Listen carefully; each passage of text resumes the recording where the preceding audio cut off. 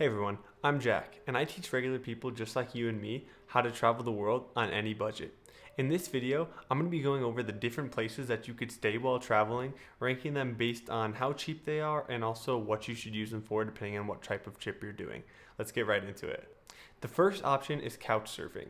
You could either do this through maybe friends of friends if you know someone who you could stay with in another place, or you could use the actual website called Couchsurfing where you can meet up with people and stay in their house just using their couch for free. And this could be a great way if you're traveling alone and you really want to save money, but it also can be one of the scarier options if you're not super comfortable staying in a random person's house. But you can actually learn so much from them since they're going to be a local, and you'll be able to learn a lot about the place you're staying and also get some really cool experiences. So this is definitely the cheapest option because of course it's free. And like I said, if you don't want to use that service because you may feel a little nervous, you could also just see if you have any friends who have friends as well that can let you stay with them when you're going somewhere. I've had cousins and other people I know do this method. So it is a great one if you're really trying to save money, but it only really works if you're traveling alone.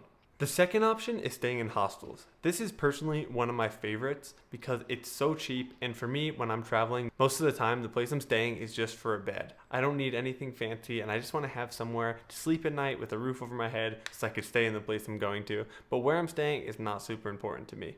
The good thing about hostels is you could go with friends, and they do end up being really cheap. I've never paid more than $50 a night for a hostel, and that's a really expensive hostel that was in like Los Angeles, California. Most of the time, they're like $15, $20, or even less. I've stayed in some for $10 or $8 a night.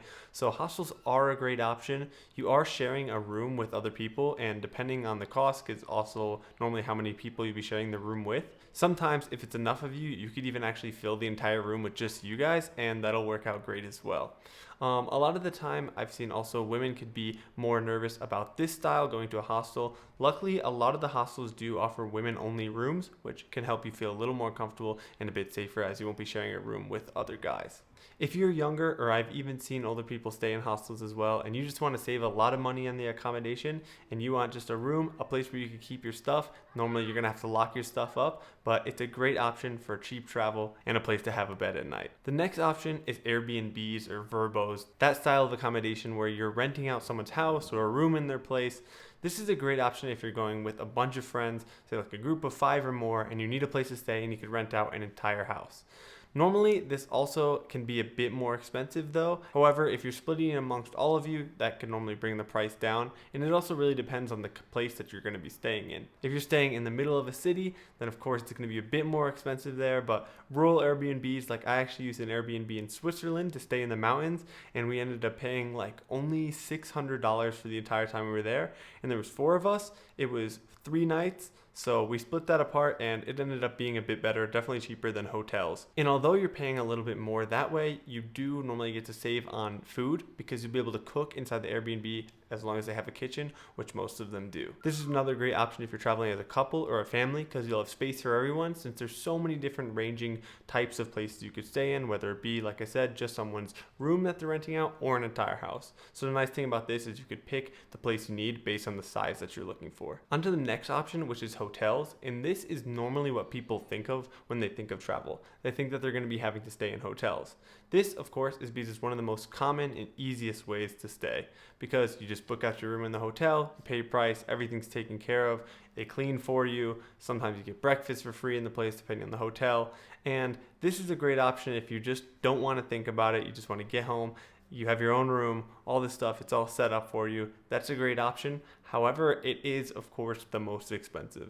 I've seen hotels in Boston go for $200 and upwards USD a night, which is just too much for staying. You could put that money into so many better things, whether it be for going on different excursions, trying better food, going to another place entirely. I really think if you could avoid hotels, then it is the better option. Of course, there are different tiers of hotels. You could stay somewhere in like a motel, which is going to be very cheap. However, that's of course not going to be the greatest experience. And if you're going with that, I would say choose a hostel over a motel, unless it's your only option. But then you could also get the high-end hotels, and you have so many different types of hotels within the category of hotels. But most of the time, unless you really don't want to think about it at all and you just want to show up for a few nights and just stay in a hotel, then it can be a great option.